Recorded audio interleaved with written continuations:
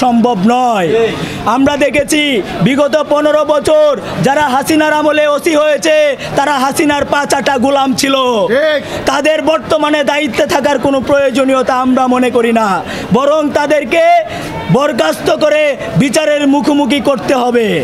প্রিয় উপস্থিতি, আমরা পরিষ্কারভাবে বলতে চাই, পুলিশকে মাথা থেকে পা পর্যন্ত পুঙ্খানুপুঙ্খভাবে আমূল সংস্কারের মুখোমুখি করতে হবে এবং সেটার জন্য দ্রুত সময়ের মধ্যে দৃশ্যমান পদক্ষেপ গ্রহণ করতে হবে। আমাদের পটিয়াতে যারা সহযোদ্ধা রয়েছে তাদের মধ্যে অনেকে এখনও আহত, হসপিটালে কাতরাচ্ছে। আমরা চাই এবং আমরা বিশ্বাস করি এই দেশে আবারও জুলাই নেমে আসবে, বীর চট্টলা আবার ঐক্যবদ্ধ হবে, বাংলাদেশ আবার ঐক্যবদ্ধ হবে। 5 আগস্টের মতো বাংলাদেশের মানুষ আবারও রাজপথে নেমে আসবে। তারা পুলিশের সংস্কার চাইবে, তারা তাদের ভাইদের খুনিদের বিচার চাইবে, তারা মা হারা যারা যেই মা তার সন্তানকে হারিয়েছে সেই সন্তান হত্যার বিচার চাইবে।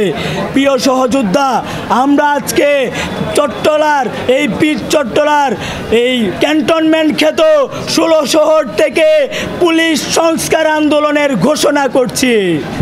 আমরা পরিষ্কারভাবে বলতে চাই, যতক্ষণ পর্যন্ত কর্তৃপক্ষ পুলিশের সংস্কার কাজ শুরু না করবে ততক্ষণ পর্যন্ত আমাদের এই পুলিশ সংস্কার আন্দোলন চলবে। আমরা বিশ্বাস রাখি যারা পুলিশে রয়েছেন, যে সকল পুলিশ সদস্যরা পুলিশে চাকরিরত রয়েছেন, আপনারা অনেকেই পুলিশের সংস্কার চান।